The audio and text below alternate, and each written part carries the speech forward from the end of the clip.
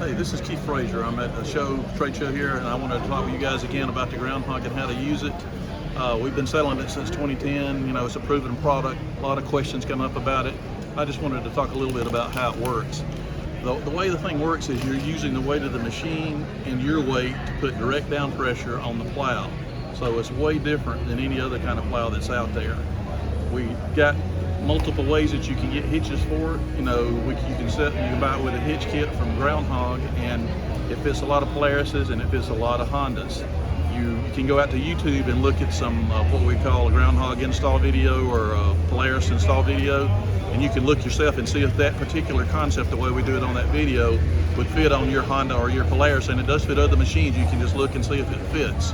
Then another way to get it on your machine is to go out and you can buy an aftermarket receiver hitch for any machine pretty much from 2000 on up until now, and it's your make and model specific for your machine. Places you can do that are StrongMade makes a real good one. They actually, on their website www.strongmade.com, they actually categorize theirs where they show the ones that work for the Groundhog, and there's quite a few of them for a bunch of machines. And then there's some other ones like KFI, Quad Boss, and there's probably 6-10 of them out there that you can kind of get an aftermarket. So that's the way to get it.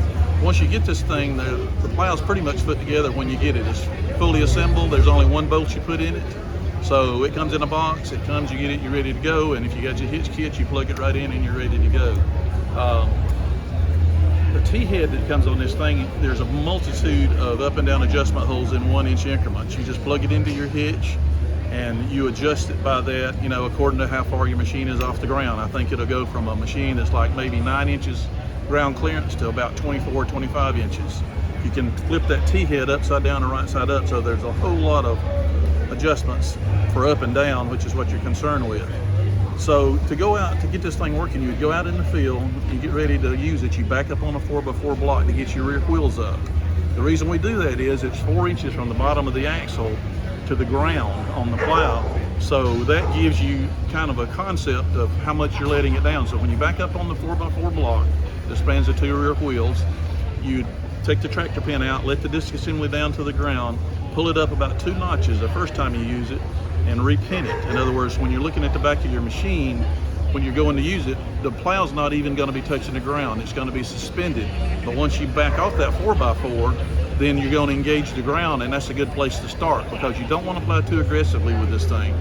Not going to hurt the Groundhog, but there's a multitude of hitches out there that are super strong to not so strong. So be careful and start off less aggressively. We emphasize that a bunch, because if you start off less aggressively, you can make more passes and you still get the same job done.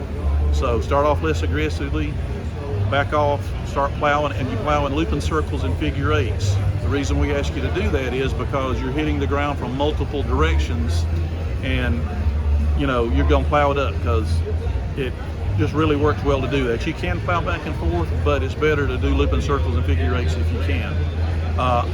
As far as backing up with this plow, you can back up with the plow engaged, but we don't recommend that you just back up with it reverse like you see some of the videos doing possibly. You know, you can back up if you're going to hit a tree or whatever with it engaged, but don't back up long spans or just do a bunch in reverse, because it puts more pressure on your hitch. Again, it won't hurt the plow, but it might hurt your hitch. So that's what you would do. Once you get out there and you plow it up, you make the looping circles, figure eights. What we suggest you can do then, throw your seeds out, throw your fertilizer out, and then you can back it back up on the 4x4 and jack it up so it's even lighter. It's just barely clipping the ground the next time you come off. And what you do is you run over it with the cleats of your tires with the Groundhog clipping just a little bit of dirt, and it works like a cultipacker. It gives you good seed to soil contact. So that's pretty much how you use it and how you do it. Easy to get anywhere you can take your machine, anywhere you can take an ATV, you can put in a food plot. So that's a real plus. You don't have to have a trailer. You can get it to your property real easy. You're not sucking a bunch of gas and messing with a heavy trailer. So it's just really easy for a one-man operation to put in a food plot.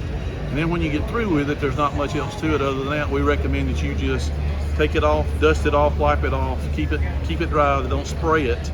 And then once you do that, just spray it down with WD-40 or something similar, and then just put it away till the next time you use it. So that's pretty much it in the concept. We do have replacement parts if you ever need them. About the only thing that ever goes wrong with this thing to most degrees is just bearings, and they're like $6 a piece. Real easy to replace on the unit, and we do have tech support if you got any questions. If you have questions about hitches, call the number that's on the screen here, and we'll be glad to assist you in that. Thanks so much for your business, and we look forward to working with you in the future.